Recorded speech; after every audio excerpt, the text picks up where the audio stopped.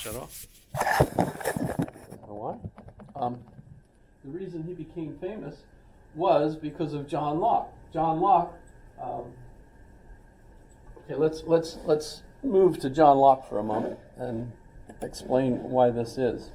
So John Locke is basically a follower of Thomas Hobbes. So when you read John Locke's works, you feel like, well, Thomas Hobbes updated, and that's John Locke, basically. There's a significant difference, but nonetheless, it's really a social contract philosophy. I mentioned the three main social contract philosophers at the time. This is when it seems to begin, was Thomas Hobbes, John Locke, and Jean-Jacques Rousseau. And by the way, remember, Rousseau's theory was absolutely horrible, and all it really led to by those people who that adopted it and tried to make a government based on it was the French Terror. So don't go there. But John Locke is the one that inspired Thomas Jefferson, and presumably the others of Thomas Jefferson's generation that were educated at William and Mary. And the connection, by the way, is that John Locke was the part of the party of William and Mary. In fact, he sailed back to England on the ship that had Queen Mary, and he was kind of a counselor and a physician to them. He started off studying and becoming a physician and a philosopher in England, and ended up fleeing because his sponsor ended up on the wrong political side, and so Locke ended up going to the Netherlands to escape the police, basically, of England at the time. But that was primarily because of James. James the First, who was the King of England, was a Catholic. And as you recall, they went through some religious revolutions in England, and as a result of that, they switched from Protestant to Catholic back to Protestant. And at the time that James was king, he was Catholic, and he was trying to make sure that everyone came back to Catholicism. And that was when Parliament asked William, who was from the Netherlands, to come, and Mary actually was the connection, but they brought him back as another relative with the idea that we want you to be king instead of this guy James, right? And so William comes with Mary on a separate ship, and when he arrives, there's no battle, because James has basically already fled. There eventually would be a battle that James lost, and as a result, the revolution that installed William and Mary as King and Queen of England was referred to as the Glorious Revolution, because there was very little damage done to their military, England, etc. It was kind of a smooth replacement of James. And so you have Protestants once more in charge, and of course Locke was associated with that side. But remember, Thomas Hobbes' social contract theory basically argues, really quite logically and following Aristotle, that the best kind of government that you can have is one where everyone swears allegiance to an executive, an aristocrat, in fact, a king, a single monarch. And remember, for Thomas Hobbes, the ideal monarch, of course, would be his own 2T, King Charles II. He's the one that trained King Charles II, and King Charles II takes over, and as far as Thomas Hobbes is concerned, this is an enlightened monarch. His interest is one with the state, and he's the smartest person to hold the job. And so therefore, this is the most efficient kind of government, the best, et cetera, et cetera, et cetera.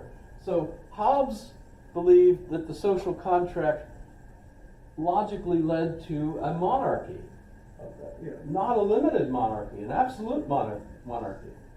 Well, by the time we get to Locke, the view is that we can't really have an absolute monarchy. We need the people to have the opportunity to throw out the king if they don't like what the king is doing. So we need a limited monarchy. By the way, the British do not actually have a constitution. So they have lots of historical practices that they use, but they don't really have a constitution. You know how we always try to base our law on the Constitution, the Bill of Rights, the amendments, and things of that sort, right? The British don't have that. But in any case, John Locke is going to be like Thomas Hobbes and argue that yes, in a state of nature, a hypothetical state of nature, where there's no government, you end up with people, it's not fair. Things don't work out very well. But basically we end up, he's not going to say it's a dog-eat-dog world, because he's never going to admit that you can have that kind of a serious situation. We have families. Families care for one another. Moms are pretty much in charge, and as a result, you end up with kind of order and love and care and so on. But at the same time, it gets too complex for one matriarch or family to basically rule, and as a result, you end up with the need for government, and so we form a social contract to help one another, and we pretty much agree with the same ideas that Hobbes has, that we need liberty and we need life. Can't live without life. That doesn't work. And you need liberty in order to make your choices. But remember, liberty in that sense is not a magical thing. It's if you're not restricted, you have the free choice to do this or that, right? So that's the kind of freedom they were talking about. Not something magical like, a miracle occurs and you decide out of no place how to do something. It's not the way they think about it. But at the same time, you end up with the need for checks and balances in your government, says Locke, right? Instead of giving all the authority to the executive who executes the laws, you have to give some power to the executive, but you also need to give power to the legislative branch. And so the legislative branch is the branch that tells the king what laws to execute and how to execute them. And by the way, in England, the executive branch includes the judiciary. So whenever you see the annual pageant where the king, now it's the King Charles III, would procession into Parliament in all his robes and jewelry and so on, and sit, at the throne and so on. Along with him in his train comes all the justices in their robes, and that's because the executive includes the justice branch in England. And of course, our country, Thomas Hobbes and others, Thomas Jefferson and the others thought what we should have are three branches, right? So we have the executive that executes the laws, but we have the legislature that legislates, creates the legate, right? The legislature. And we have a judiciary that's separate.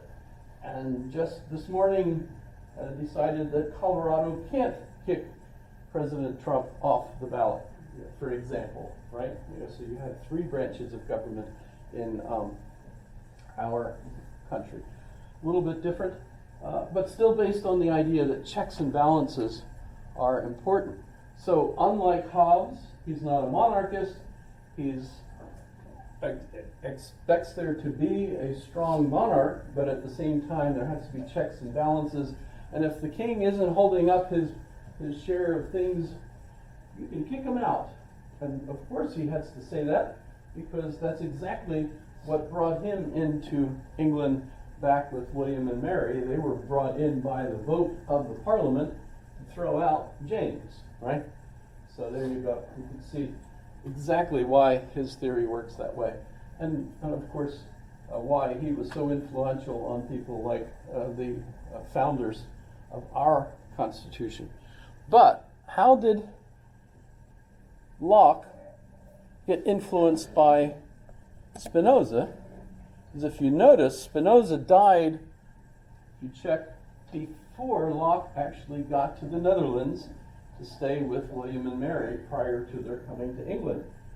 Well, Locke got there, yes, Spinoza had already died, but Spinoza's ethics was made available to Locke. I never figured out how that was, but he ends up reading the Ethics by Spinoza, and as a result, he's influenced directly by Spinoza. So let's take a look at the kind of thing that Spinoza writes that might be influential on Locke. He's using a geometric method, and what he'll do is, in this method, first give you the definitions of the terms that he's going to use, and then once you have those terms, he'll give you the propositions, and or the axioms, and then the propositions, right? So let's take a look. By that which is self-caused, can you see it? Is it large enough for everyone? Yes? Okay. By that which is self-caused, I mean that of which the essence involves existence. Remember, we get that dichotomy of terms from Aquinas. So essence is the abstract nature of a concept. Existence is the existence of specific instances of that concept.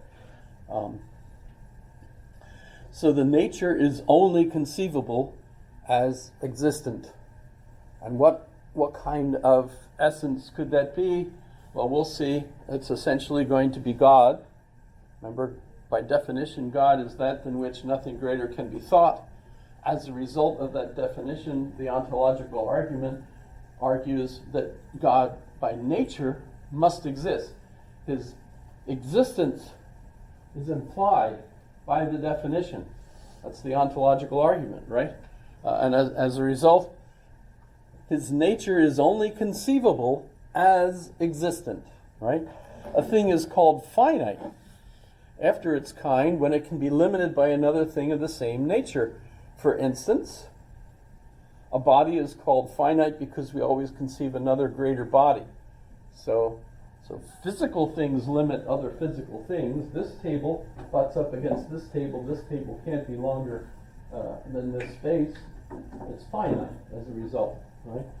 But there are other kinds of things like love, for example. Love wouldn't be limited by the size of a table or a physical object. Love instead is an abstract concept where we might limit it by saying, well, here's love on one hand and here's hate on another, right? They're not mutually, they would limit one another, right? By substance, and this is, of course, Aristotelian substance, I mean that which is in itself and is conceived through itself. By attribute, the characteristics of a substance, right? I mean that which the intellect perceives as constituting the essence of substance. So what kind of substance is it? Well, it has shape, it exists now in time and space, all those kinds of attributes. By mode, I mean the modifications of substance, or that which exists in and is conceived through something other than itself. In other words, how do you perceive something? I see it, or I hear it, or I sense it, or I taste it, etc., right? Those are modes for him. By God, I mean a being absolutely infinite. That is a substance consisting in infinite attributes, of which each expresses eternal and infinite essentiality. So if you take the definition that the medieval monks have been using as their definition of God, and which, by the way, is still a contemporary theological definition of God, then this all applies, right? Right? It's absolutely infinite, not infinite after its kind. For if a thing infinite only after its kind, infinite attributes may be denied. Infinite number, for example, is a number, even though it's infinite, right? But God, by definition, is infinite with no limitations, right? Next, by eternity, I mean existence itself, insofar as it is conceived necessarily to follow solely from the definition of that which is eternal. And he explains that. So, those definitions given, he moves on. Axioms, remember, these are things you have to believe. They seem impossible for you not to believe them. So they're, in other words, incredibly basic, right? Everything which exists either in itself or in something else. How else could something exist, right? That which cannot be conceived through anything else must be conceived through itself. So if you're not conceiving of something which makes it exist in your mind, it must conceive of it itself, right? From a given definite cause, an effect necessarily follows. Is this true? Causes and effects, are they of necessity connected? What do you think?